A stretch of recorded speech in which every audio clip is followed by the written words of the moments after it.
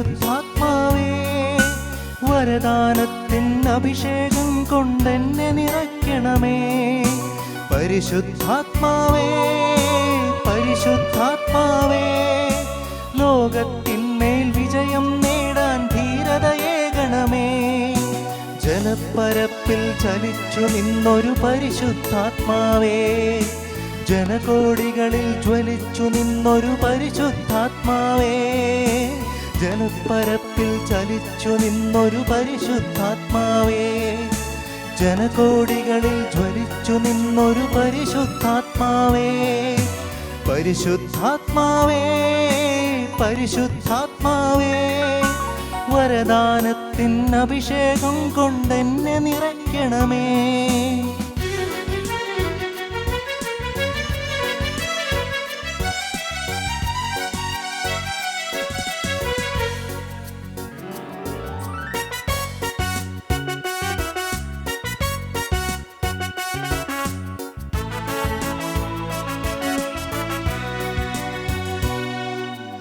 ഏലിയാവിൽ കത്തിജ്വലിച്ചൊരു പരിശുദ്ധാത്മാവേ, ഏലീശായിക്കിരട്ടിയേകിയ പരിശുദ്ധാത്മാവേ, ഏലിയാവിൽ കത്തിജ്വലിച്ചൊരു പരിശുദ്ധാത്മാവേ, ഏലീശായിക്കിരട്ടിയേകിയ പരിശുദ്ധാത്മാവേ, ദാനിയേലിനു ശക്തി പകർന്നൊരു പരിശുദ്ധാത്മാവേ, ദാനിയേലിനു ശക്തി പകർന്നൊരു പരിശുദ്ധാത്മാവേ, എൻ്റെ ഉള്ളിൽ നിറഞ്ഞു കവിയൂ പരിശുദ്ധാത്മാവേ. പരിശുദ്ധാത്മാവേ, പരിശുദ്ധാത്മാവേ, പരിശുദ്ധാത്മാവേ, വരദാനത്തിൻ അഭിഷേകം കൊണ്ടെന്നെ നിറയ്ക്കണമേ. പരിശുദ്ധാത്മാവേ, പരിശുദ്ധാത്മാവേ, ലോകത്തിന്മേൽ വിജയം നേടാൻ ധീരതയേകണമേ.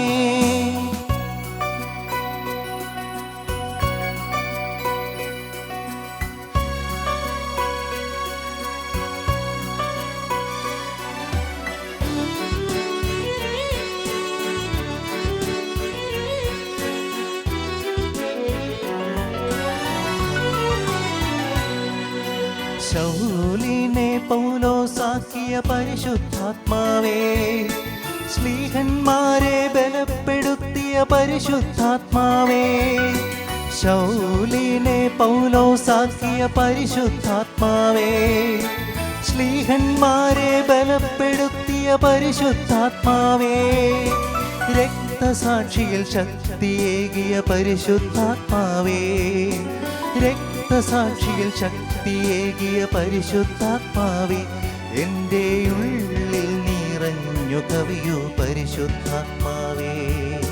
പരിശുദ്ധാത്മാവേ, പരിശുദ്ധാത്മാവേ, പരിശുദ്ധാത്മാവേ, വരദാനത്തിൻ അഭിഷേകം കൊണ്ടെന്നെ നിറയ്ക്കണമേ.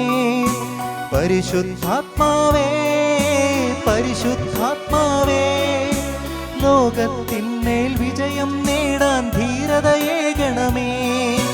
ജലപ്പരപ്പിൽ ചലിച്ചു നിന്നൊരു പരിശുദ്ധാത്മാവേ, ജനകോടികളിൽ ജ്വലിച്ചു നിന്നൊരു പരിശുദ്ധാത്മാവേ, ജലപ്പരപ്പിൽ ചലിച്ചു നിന്നൊരു പരിശുദ്ധാത്മാവേ, ജനകോടികളിൽ ജ്വലിച്ചു നിന്നൊരു പരിശുദ്ധാത്മാവേ.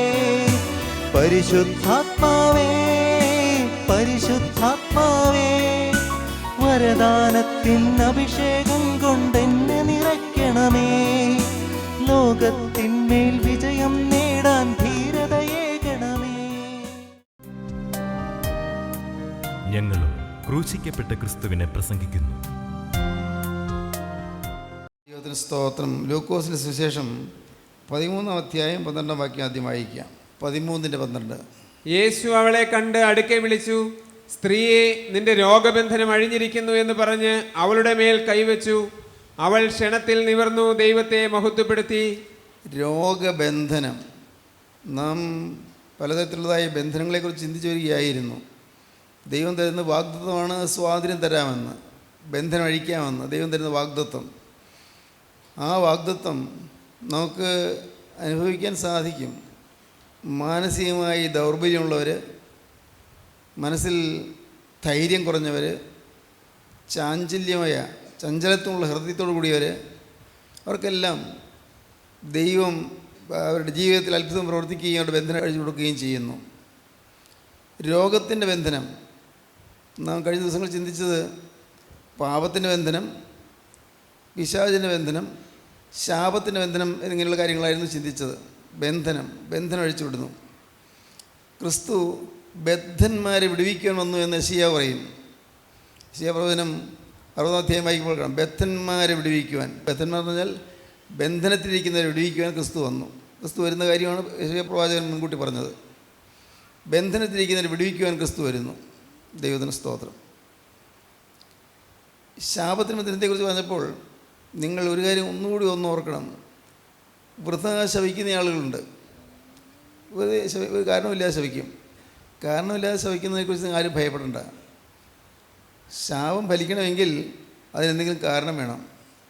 കാരണം കൂടാതെ ഒരു ശാപവും ഫലിക്കുകയില്ല. അപ്പൻ ശവിച്ചാലും ഫലിക്കുകയില്ല, അമ്മ ശവിച്ചാലും ഫലിക്കുകയില്ല, അമ്മായിമ്മ ശവിച്ചാലും ഫലിക്കുകയില്ല, പള്ളിയിൽ അച്ഛൻ ശവിച്ചാലും ഒന്നും സംഭവിക്കില്ല, മെത്രാച്ചൻ ശവിച്ചാലും ഒന്നും സംഭവിക്കില്ല. കാരണം ഉണ്ടെങ്കിലേ ശാപം ഫലിക്കുകയുള്ളൂ. കാരണം കൂടാതെ ഒരു ശാപവും ഫലിക്കുകയില്ല. അതുകൊണ്ട് മനുഷ്യർ വെറുതെ ശാപിക്കുന്നു എന്നൊക്കെ പറയുന്ന വാക്കുകൾ, നശിച്ചു പോകട്ടെ എന്നൊക്കെ പറയുന്ന വാക്കുകൾ നിന്ന് കേട്ട് ആരും ഭയപ്പെടേണ്ട കാര്യമില്ല. അതെല്ലാം പിശാച് പറയുന്ന വാക്കുകളാണ്. കാരണം ഉണ്ടെങ്കിൽ അത് ഫലിക്കും. പിശാച് പാവപ്പെട്ട മനുഷ്യരെ ഭയപ്പെടുത്താനും ഭീഷണിപ്പെടുത്താനുമായിട്ട് ഇങ്ങനെയുള്ള വാക്കുകളൊക്കെ ഉപയോഗിക്കും. പക്ഷെ പലപ്പോഴും പറ്റുന്ന ഒരു വലിയ അപകടം, അനേകം ആളുകളും ശവിക്കുന്നെന്നറിയാതെ തന്നെ ചിലതെല്ലാം പറഞ്ഞു പോകുന്നു. വിഡ്ഢിത്തമാണ്. ശവിക്കുന്നെന്നറിയാതെ, ശാപമാണെന്നറിയാതെ ആരെങ്കിലും ഒരാൾ നിന്നെ കൊണ്ടുപോട്ടെ എന്ന് പറയുമ്പോൾ ചത്തു കൊണ്ടുപോട്ടെ, ശവം കൊണ്ടുപോട്ടെ എന്നാണ് അർത്ഥം. അങ്ങനെ പറയുന്നത് ആഗ്രഹിച്ചല്ല, അങ്ങനെ ദോഷം വരണമെന്ന് വിചാരിച്ചല്ല, വിവരം അറിയാതെ ചുമ്മാ ചില വാക്കുകൾ പറയും. അങ്ങനെ വരാൻ പാടില്ല. ശാപവാക്കുകൾ നമ്മുടെ നാവിൽ വരാൻ പാടില്ല. നമ്മുടെ നാവിൽ ശാപവാക്ക് വരാൻ പാടില്ല, അനുഗ്രഹത്തിൻ്റെ വാക്കുകളെ വരാവൂ. ഭാര്യയോടാണെങ്കിലും ഭർത്താവിനോടാണെങ്കിലും മക്കളോടാണെങ്കിലും മാതാപിതാക്കളോടാണെങ്കിലും ശാപവാക്കുകൾ ഒരിക്കലും നമ്മുടെ നാവിൽ വരരുത്. ആരോടും, നമ്മെ ഏറ്റവും ഉദ്രവിക്കുന്ന ആളോട് പോലും, ആളെക്കുറിച്ച് പോലും ശാപവാക്ക് നമ്മുടെ ഹൃദയത്തിൽ വരരുത്. ഒരിക്കലും പാടില്ല. കാരണം കൂടാതെ ശാപം ഭരിക്കുകയില്ല. അഥവാ ഏതെങ്കിലും കാരണവശാൽ ആരെങ്കിലും ശപിച്ചാൽ അത് ഭരിക്കാതെ കൊണ്ട് കർത്താവ് ശാപത്തിൻ്റെ ബന്ധനം അഴിച്ചു തരികയും ചെയ്യും. ദൈവത്തിന് സ്തോത്രം. ശാപത്തിൻ്റെ ബന്ധനം, പാപത്തിൻ്റെ ബന്ധനം. ഇന്ന് ചിന്തിക്കാൻ പോകുന്നത് രോഗത്തിൻ്റെ ബന്ധനം. അനേകം ആളുകൾ ഇന്ന് രോഗത്തിൻ്റെ ബന്ധനത്തിലാണ്. രോഗത്തിൻ്റെ ബന്ധനം, അതാണ് ഇവിടെ പറയുന്നത്. അവിടെ 18 സംവത്സരമായി ഒരു രോഗാത്മാവ് ബാധിച്ചിട്ട് ഒട്ടും നിവരുവാൻ കഴിയാതെ കൂനിയായ ഒരു സ്ത്രീ ഉണ്ടായിരുന്നു. യേശു അവളെ കണ്ടു, അടുക്ക വിളിച്ചു, സ്ത്രീയെ ഇതിൻ്റെ രോഗബന്ധനം അഴിഞ്ഞിരിക്കുന്നു എന്ന് പറഞ്ഞ് അവളുടെ മേൽ കൈവച്ചു. സ്തോത്രം. അന്ന് ദേവാലയത്തിലേക്ക് ആ സ്ത്രീ പതിവ് പോലെ വരികയായിരുന്നു. പാവം നിവരാൻ നിവൃത്തിയില്ല, മുഖം നിവൃത്തി ആരെയും കാണാൻ നിർവാഹമില്ല. പാവം കൂനി വരികയാണ്. 1-2 വർഷമല്ല, 18 കൊല്ലമായി കൂന് ബാധിച്ചിരിക്കുന്നു. എന്തൊരു ദയനീയമായ ഒരു അനുഭവമാണത്. 18 കൊല്ലമായി കൂന് ബാധിച്ചിരിക്കുന്നു. 18 കൊല്ലമായി കൂന് ബാധിച്ചിരിക്കുന്ന ആ സ്ത്രീ പതിവ് പോലെ അന്നും ദേവാലയത്തിലേക്ക് വന്നു. കൂനി ഒരുപക്ഷെ വല്ല വടിയും പിടിച്ചിട്ടുണ്ടോ എന്നൊക്കെ അറിയാൻ പാടില്ല. അതൊന്നും വേദവസം പറയുന്നില്ല, വിശദമായ കാര്യങ്ങളൊന്നും അറിഞ്ഞുകൂടാ. പക്ഷേ അവൾ കൂനി വരികയാണ്. കൊണ്ട് ഈ ശരീരത്തിൽ കൂന് വരുന്നത് അതൊരു ബന്ധനമാണ് എന്ന് പലരും അറിയുന്നില്ല. ശരീരത്തിൽ കൂന് വരുന്നതൊരു ബന്ധനമാണ്. ശരീരത്തിൽ ഏതെങ്കിലും അവയവങ്ങളിൽ ഏതെങ്കിലും തരത്തിലുള്ളതായ ഒരു വളവോ അതല്ലെങ്കിൽ അവയവത്തിന് ഒരു ഭംഗമോ വരുന്നത്, അതും നാം അതിൻ്റെ ഗൗരവം മനസ്സിലാക്കാറില്ല. എന്തോ ചില ശാപങ്ങൾ, കാരണവന്മാരുടെ കാലം മുതലുള്ളതായ ഏതെങ്കിലും ശാപങ്ങൾ നമ്മൾ വേട്ടയാടുന്നതായിരിക്കും. ഒരു ബന്ധനമാണത്, രോഗത്തിൻ്റെ ബന്ധനം. ഈ പാവം സ്ത്രീ പതിവ് പോലെ അന്നും സംഘാലയത്തിൽ വന്നു. കർത്താവ് അവിടെ ഉണ്ടായിരുന്നു. അതാണ് ഒരു വലിയ ഭാഗ്യം. യേശു അവിടെ ഉണ്ടായിരുന്ന സമയത്താണ് ആ സ്ത്രീ വന്നത്. പതിവ് പോലെ ആ സ്ത്രീ വന്നു. പക്ഷേ അന്നത്തെ ദിവസത്തിന് പ്രത്യേകത ഉണ്ടായിരുന്നു. യേശു അവിടെ ഉണ്ടായിരുന്നു. യേശു ഉള്ളയിടത്ത് എത്തുന്നത് വലിയൊരു ഭാഗ്യമാണ്. യേശുവിൻ്റെ അരികത്തേക്ക് എത്തുന്നത് വലിയൊരു ഭാഗ്യമാണ്. യേശു ഉണ്ട് എന്ന് അറിയാതെയാണെങ്കിലും യേശു ഉള്ളിടത്ത് വരുന്നത് ഭാഗ്യമാണ്. പാവം സ്ത്രീക്ക് യേശു ആരാണെന്ന് അറിഞ്ഞുകൂടാ. യേശുവിടെ വരുമെന്ന് അറിഞ്ഞുകൂടാ, യേശു അവൾക്ക് സൗഖ്യം കൊടുക്കാൻ പോകുന്നവൾക്ക് അറിഞ്ഞുകൂടാ. അവൾ ഒന്നും പ്രതീക്ഷിച്ചുകൊണ്ടല്ല വരുന്നത്, പതിവ് പോലെ വന്നതേ ഉള്ളൂ. നമ്മളും അങ്ങനെയാണ് പലപ്പോഴും, ഒന്നും പ്രതീക്ഷിച്ചുകൊണ്ടല്ല യോഗത്തിന് വരുന്നത്. ഒരു അത്ഭുതകരമായ വിടുതൽ നമുക്ക് തരും ദൈവം, അത്ഭുതകരമായ വിടുതൽ. വന്നതുപോലല്ല, എന്തോ ഒരു ആശ്വാസം കിട്ടിയതായി കഴിഞ്ഞിട്ട് പോകാൻ പറ്റും. നൂലാമാലകളിൽ കുടുങ്ങി വലഞ്ഞ് വിഷമിച്ച് ഭാരപ്പെടുന്ന മനുഷ്യന് ഒരു ആശ്വാസം കിട്ടുന്ന നല്ലതല്ലേ? ആശ്വാസം കിട്ടിക്കൊണ്ട് പോകാൻ പറ്റും. മനസ്സലിയുള്ള പിതാവും സർവ്വാശ്വാസം നൽകുന്ന ദൈവം എന്ന് അപ്പോസ്തലനായ പൗലോസ് പറയും. മനസ്സലിയുള്ള പിതാവും സർവ്വാശ്വാസം നൽകുന്ന ദൈവം. ദൈവം എപ്പോഴും ആശ്വസിപ്പിക്കുന്നവനാണ്. അത് നിങ്ങൾ പ്രത്യേകം ശ്രദ്ധിക്കണം. ദൈവം ശിക്ഷിക്കുന്നവനല്ല, ദൈവം ശിക്ഷിക്കുകയില്ല. അത് ഒന്ന് മനസ്സിലാക്കണം. എന്താണ്? ദൈവം ശിക്ഷിക്കുന്നില്ല. നമുക്ക് വരുന്ന ശിക്ഷകൾ, നമുക്ക് വരുന്ന കെടുതികളെല്ലാം പിശാച് വരുത്തുന്നതാണ്, ദുരാത്മാവ് വരുത്തുന്നതാണ്. ദൈവത്തിൻ്റെ കൈ മാറുമ്പോൾ പിശാച് കയറി ആക്രമിക്കുന്നതാണ് നമുക്ക് വരുന്നതായ പ്രതിസന്ധികൾ. ദൈവത്തിൻ്റെ കൈ മാറിപ്പോകുന്നു. എന്തുകൊണ്ട്? നമ്മുടെ പാപം കൊണ്ട്. നമ്മുടെ പാപം കൊണ്ട് ദൈവത്തിന് നമ്മെ പിടിച്ച് നിർത്താൻ പറ്റാതെ വരുന്നു, ദൈവത്തിന് നമ്മെ താങ്ങി നിർത്താൻ പറ്റാതെ വരുന്നു, ദൈവത്തിന് പ്രവർത്തിക്കാൻ പറ്റാതെ വരുന്നു. പിശാച് അവകാശം പറഞ്ഞ് പറയും, ദൈവത്തോട് വാദിക്കും, ഇവൻ എൻ്റെ വകയാണ്, ഇന്ന പാപം ഇവന് വന്നിട്ടുണ്ട്, അതുകൊണ്ട് ഇവൻ്റെ കാര്യത്തിൽ നീ ഇടപെടാൻ പാടില്ല എന്ന് പിശാച് വാദിക്കും. അതുകൊണ്ട് പിശാച് തർക്കിച്ച് വാദിക്കുമ്പോൾ ഇവിടെ മനുഷ്യൻ അവൻ്റെ ജീവിതത്തിലെ പാപങ്ങൾ കണ്ടുപിടിക്കുകയും അവൻ്റെ പോരായ്മകൾ മനസ്സിലാക്കുകയും ചെയ്തുകൊണ്ട് ദൈവസന്നിധിയിൽ വിനയപ്പെടുകയും പിശാചിനെ തള്ളിപ്പറയുകയും ചെയ്യുമെങ്കിൽ ഇനിമേൽ പാപമില്ല എന്നുള്ളത് തീരുമാനമെടുക്കുകയും ചെയ്യുമ്പോൾ അപ്പോൾ ദൈവം അത്ഭുതമായി പ്രവർത്തിക്കും, നമ്മുടെ ബന്ധനം അഴിച്ചു തരും. രോഗത്തിൻ്റെ ബന്ധനം എപ്പോഴും ഓർത്തുകൊള്ളൂ. രോഗത്തിൻ്റെ ബന്ധനത്തിൽ കഴിയുന്ന ആളുകൾ ധാരാളമുണ്ട്, എല്ലാ ആളുകളിലുണ്ട്. പക്ഷേ നിങ്ങൾക്കറിയാം, പാപത്തിൽ നിന്ന് മോചനം കിട്ടുമ്പോൾ രോഗം മാറുന്ന അനുഭവം ധാരാളമുണ്ട്. പാപം മാറുമ്പോൾ, ക്രിസ്തു അകത്ത് വരുമ്പോൾ മനസ്സിന് ആശ്വാസം കിട്ടുന്നത് മാത്രമല്ല, ക്രിസ്തു അകത്ത് വരുമ്പോൾ രോഗങ്ങൾ വഴി മാറുന്നു, രോഗങ്ങൾ മാറിപ്പോകുന്നു. നമുക്ക് അനുഭവമാണത്, പലർക്കും അനുഭവമാണ്. അതുകൊണ്ട് നമുക്ക് വേണ്ടത് രോഗസൗഖ്യത്തിന് വേണ്ടിയല്ല പ്രാർത്ഥിക്കേണ്ടത്. കർത്താവേ, ഈ രോഗം വന്നതിന് പിന്നിൽ പിശാചിന് കൈയുണ്ടല്ലോ, പിശാചിന് എന്തോ ഒരു സ്വാധീനമുണ്ടല്ലോ, അതുകൊണ്ട് കർത്താവേ, എൻ്റെ ജീവിതത്തിൽ പിശാചിന് ഇടം കൊടുത്തത് എന്തെല്ലാം വന്ന് ഞാൻ ഒന്ന് കണ്ട് ഞാൻ അനുഭവിക്കുക. അപ്പോൾ ഭാഗ്യവശാൽ നമ്മുടെ അനുതാപം കണ്ട് കർത്താവ് നമ്മുടെ അരികത്തേക്ക് വരുന്നു, പിശാച് വഴിമാറുന്നു, കർത്താവ് വന്ന് നമ്മെ തൊടുന്നു, രോഗം സൗഖ്യമാക്കുന്നു. ദൈവത്തിന് സ്തോത്രം. നിങ്ങൾ പരീക്ഷിച്ച് നോക്കുള്ളൂ. വിട്ടുമാറാത്ത തലവേദനയാണ് ഒരാൾക്ക്, വിട്ടുമാറാത്ത തലവേദന. എന്ത് ചെയ്താലും ഫലമില്ല. ഡോക്ടേഴ്സ് നോക്കി, എല്ലാം സ്കാനിങ്ങും എല്ലാം നോക്കി, ഒരു കുഴപ്പമില്ല. പക്ഷേ തലവേദന മാറുന്നില്ല. പക്ഷേ ആൾ ജീവിതം കത്താൻ സമർപ്പിച്ച ക്രിസ്തു ആളുടെ ഉള്ളിൽ വന്നു കഴിയുമ്പോൾ അത്യത്ഭുതകരമായിട്ട് തലവേദന മാറുന്നതാണ്. ഞാൻ എൻ്റെ ഒരു അനുഭവം പറയാം. ഞാൻ മാനസാന്തരപ്പെട്ടതിന് ശേഷം 19 കൊല്ലം കഴിഞ്ഞിട്ടാണ്, 36-ാമത്തെ വയസ്സിൽ. ആ കാലങ്ങളിലൊക്കെ എനിക്ക് ഈ എറണാകുളം ഭാഗത്തേക്ക് യാത്ര ചെയ്താൽ ഭയങ്കരമായ തലവേദനയായിരിക്കും. എന്തോ അവിടുത്തെ അലർജി ആയിരിക്കും എന്നേ ഞാൻ വിചാരിച്ചുള്ളൂ. ഒരു വെയിൽ കൊണ്ടാൽ തലവേദന തുടങ്ങും. അത് എറണാകുളം ഭാഗത്തേക്ക് പോയാൽ തീർച്ചയാണ് എന്ന് പിന്നെ ഒന്നും കഴിക്കാൻ പറ്റുകയില്ല, പിന്നെ ഒന്ന് ഉറങ്ങിക്കഴിഞ്ഞാലേ തലവേദന മാറുകയുള്ളൂ. ഞാൻ അത് തലവേദന മാറാനായിട്ട് പ്രാർത്ഥിച്ചിട്ടൊന്നുമില്ല. പക്ഷേ ഞാൻ അനുഗ്രഹീത പുരുഷനായ ഞങ്ങളുടെ പപ്പ ഇവിടെ വന്ന് സ്തുതിച്ചു കഴിഞ്ഞപ്പോൾ എന്തൊരത്ഭുതം! ഞാൻ അറിഞ്ഞില്ല, ഞാൻ ഓർത്തില്ല. എൻ്റെ തലവേദന നിശേഷം മാറി. പിന്നെ എവിടെ പോയാലും ആ തലവേദന വരുന്നില്ല. കാരണം പപ്പായുടെ സ്തുതിയിൽ കൂടി പരിശുദ്ധാത്മ ഇറങ്ങി വന്ന് എന്നെ തൊട്ടു, എൻ്റെ ഉള്ളത്തിലേക്ക് പരിശുദ്ധാത്മാവ് വന്നു. അതോടുകൂടി ആ തലവേദന മാറിപ്പോയി. എൻ്റെ പെങ്ങൾക്ക് കയ്യിൽ, ഈ കൈയുടെ ഈ ഭാഗത്ത് തിണർത്ത പാടുകളുണ്ടായിരുന്നു. തരുതിങ്ങനെ ചെറിയ ചെറിയ കുരുക്കൾ പോലെ. അതിന് ചികിത്സയൊക്കെ ചെയ്തു. എറണാകുളം ജനറൽ ആശുപത്രിയിൽ പോയി അതിന് ചില ട്രീറ്റ്മെൻറ്റൊക്കെ എടുത്തു. മരുന്ന് തൊട്ട് മാത്രമല്ല, രണ്ട് ലൈറ്റ് അടിപ്പിക്കുക, അങ്ങനെയൊക്കെ ചെയ്തു. ഒരു സ്കിൻ സ്പെഷ്യലിസ്റ്റ് കണ്ടാണ് ചെയ്തത്. ഞാൻ എന്തെല്ലാം ചെയ്തിട്ടും പെങ്ങൾക്ക് അസുഖം മാറുന്നില്ല. വേറെ കുഴപ്പമൊന്നുമില്ല. കണ്ടാലൊരു ഭംഗികേട് 1.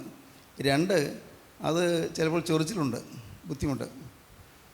പപ്പ വന്ന് സ്തുതിച്ചു കഴിഞ്ഞു. പെങ്ങളുടെ മേൽ ദൈവത്തിൻ്റെ ആത്മാവ് വ്യാപരിച്ചു. എന്തൊരത്ഭുതം! അത് നിശേഷം അങ്ങനെ ഒരു പാഠം അവിടെ ഉണ്ടെന്ന് പോലും അറിയാൻ വയ്യാത്തതുപോലെയായി. അങ്ങനെ ഒരു പാടുണ്ടെന്ന് പോലും അറിയാൻ വയ്യാതെയായി. ദൈവത്തിന് സ്തോത്രം. ഞാൻ പറഞ്ഞത്, രോഗബന്ധനം ഉള്ളപ്പോൾ നാം ആഗ്രഹിക്കേണ്ടത് രോഗം മാറണമെന്ന് ആഗ്രഹിക്കാം, തീർച്ചയായിട്ടും ആഗ്രഹിക്കാം. പക്ഷേ അതിനു മുൻപ് ശത്രുവായ പിശാചിന് എൻ്റെ മേൽ അവകാശമുള്ള കാര്യങ്ങൾ എന്തെങ്കിലും ഉണ്ടോ? എൻ്റെ ജീവിതത്തിൽ എന്തെങ്കിലും പിശാച് അവകാശം പറയുന്ന കാര്യങ്ങളുണ്ടോ? പിശാച് കടിച്ചു തൂങ്ങിക്കിടക്കുന്ന കാര്യങ്ങൾ എന്തെങ്കിലും ഉണ്ടോ എന്ന് നോക്കണം. നിങ്ങളൊന്ന് പരീക്ഷിച്ച് നോക്കൂ. അങ്ങനെ നിങ്ങൾ അത് ചിന്തിച്ച് കഴിയുമ്പോൾ ചിലതെല്ലാം ഓർമ്മ വരും, ഓർമ്മ വരും. മുഴുവനായിട്ട് നിങ്ങളുടെ ദേഹവും ദേഹിയും ആത്മാവും മുഴുവനായിട്ട് കർത്താവിനെ കൊടുക്കുക.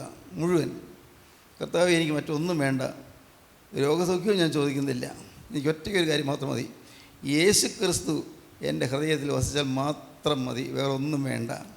കർത്താവേ, ഈ ലോകത്തിൽ എനിക്ക് ഒന്നും വേണ്ട, എനിക്ക് യേശു വന്നാൽ മതി, യേശു വേണം എനിക്ക്. ഇന്നതുപോലെ ഒരു ദിവസം ഞാൻ ഈ ഭൂമിയിൽ നിന്ന് കടന്നു പോകുമ്പോൾ എൻ്റെ യേശുവിൻ്റെ പാദപീഠത്തിലേക്ക് എത്തണം, അത് മാത്രം മതി. എൻ്റെ ജീവിതത്തിലെ എല്ലാ ബന്ധനങ്ങളും നീ അഴിച്ചു തരണം, എല്ലാ പാവങ്ങളുടെ കെട്ടുകൾ നീ പൊട്ടിച്ചു തരണം കർത്താവ്, എല്ലാ ശാപങ്ങളും നീ മാറ്റി തരണം. ഇങ്ങനെ പ്രാർത്ഥിച്ച ക്രിസ്തുവിൻ്റെ ഹൃദയത്തിൽ വന്നു കഴിഞ്ഞാൽ വ്യക്തമാണ്, പ്രകടമായ അനുഭവം നിങ്ങൾക്ക് ലഭിക്കും. വ്യക്തമാണ്, സത്യമായിട്ടും ഒരു ദൈവം നമ്മുടെ ഇടയിൽ പ്രവർത്തിക്കുന്നുണ്ട്. ഒരു മനുഷ്യനെ നോക്കിയല്ല കർത്താവ് പ്രവർത്തിക്കുന്നത്.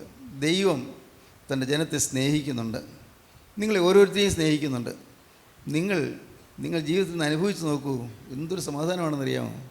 അല്പം മുമ്പ് ഞാൻ അങ്ങോട്ട് എഴുന്നേറ്റ് വരുന്ന മുമ്പ് ഞാൻ ചിന്തിക്കായിരുന്നു, കർത്താവ് ഒരു അല്ലലുമില്ല, ഒരു അലട്ടലുമില്ല, വലിയ സമാധാനം, ഇതെനിക്ക് യോഗ്യതയില്ലല്ലോ, ഈ സമാധാനത്തിന് എനിക്ക് അർഹതയില്ലല്ലോ. ഞാൻ ദൈവത്തെ സ്തുതിച്ചു. പ്രിയപ്പെട്ടവരെ, ഒരു അലൗകികമായ ശാന്തി നമ്മുടെ ഹൃദയത്തിൽ നിറഞ്ഞു വരും. ഉണ്ട്, പ്രയാസങ്ങളുള്ളവരാണല്ലോ നാം എല്ലാവരും, പക്ഷേ ഒന്നും നമ്മൾ തൊടാതാകും.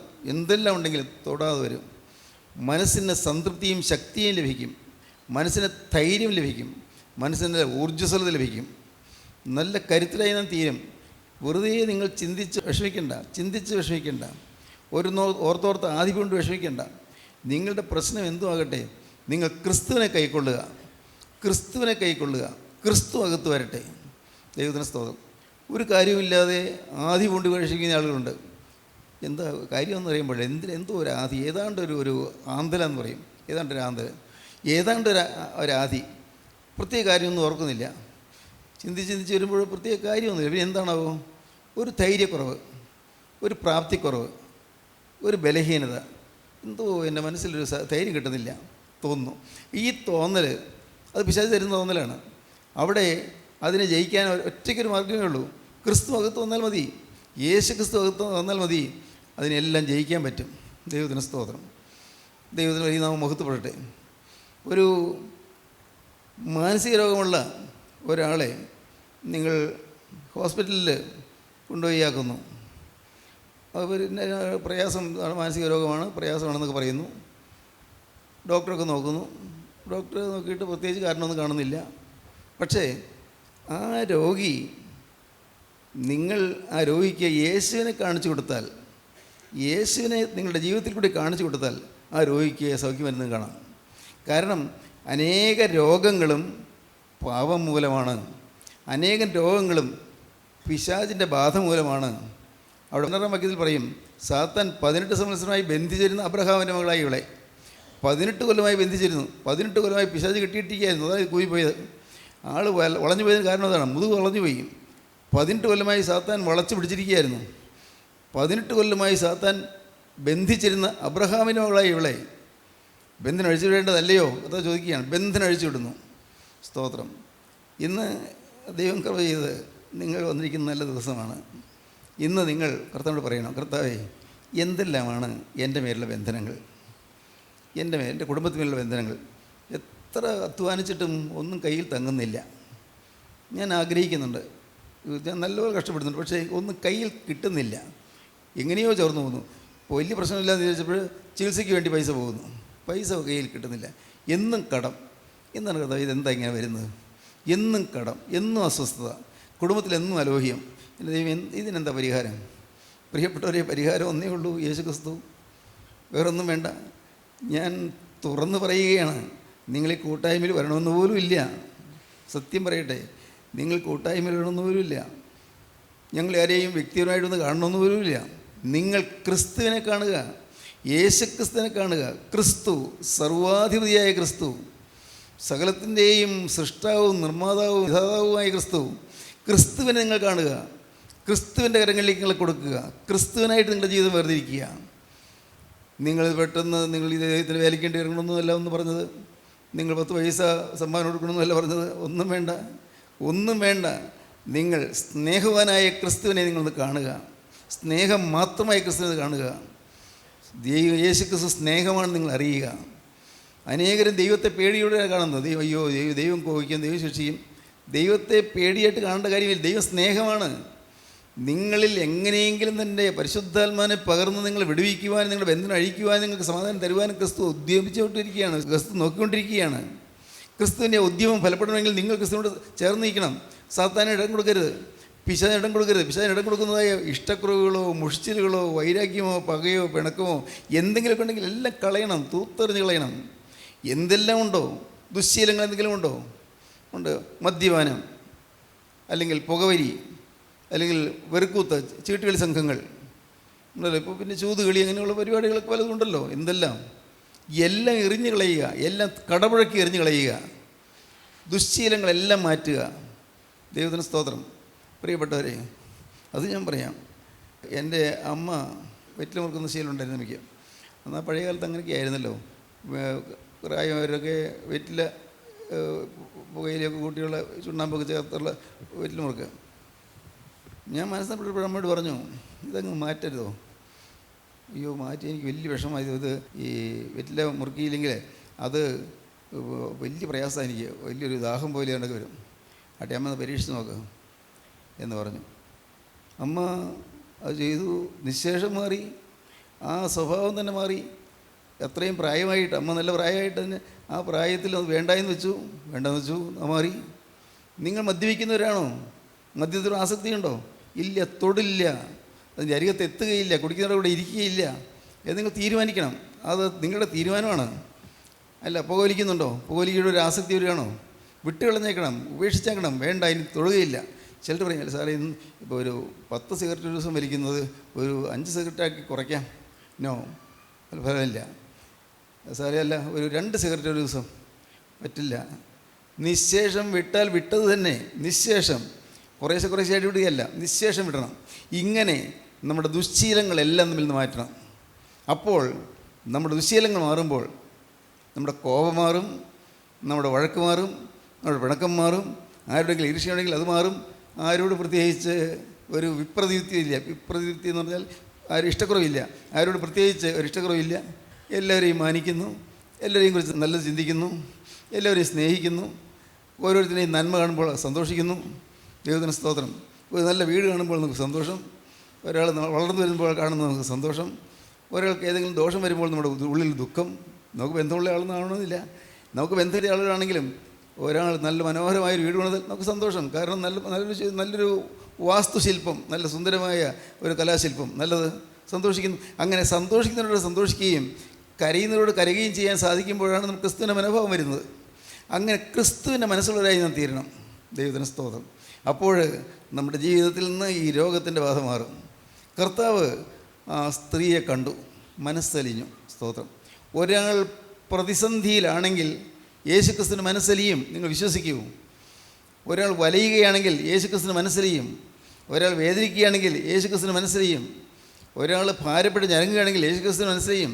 ഒരാൾ കടത്തിൽ മുങ്ങി വലയുകയാണെങ്കിൽ യേശുക്രിസ്തുവിന് മനസ്സലിയും. യേശുക്രിസ്തു മനസ്സലിയുള്ളവനാണ്. മനസ്സല്ലിയുള്ള പിതാവും സർവ്വാശ്വാസം നൽകുന്ന ദൈവം. ഞാൻ ആദ്യം പറഞ്ഞല്ലോ, മനസ്സല്ലിയുള്ള പിതാവും സർവ്വാശ്വാസവും നൽകുന്ന ദൈവം. ദൈവത്തിന് സ്തോത്രം.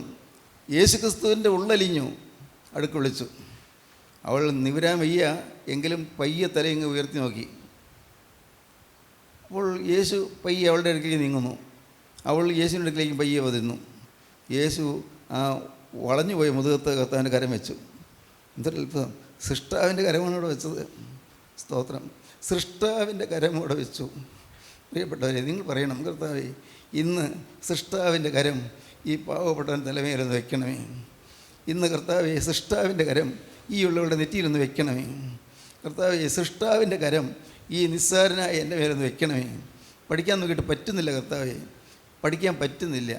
എനിക്ക് ഒന്നും വായിച്ചാൽ കിട്ടുന്നില്ല. കർത്താവേ എനിക്ക് അറിയാൻ വയ്യ, ഞാൻ ജയിക്കുമെന്ന് തോന്നുന്നില്ല. പറയൂ നിങ്ങൾ യേശുവിനോട്, നിങ്ങളുടെ പ്രതിസന്ധികൾ നിങ്ങൾ യേശുവിനോട് പറയൂ, തുറന്നു പറയൂ.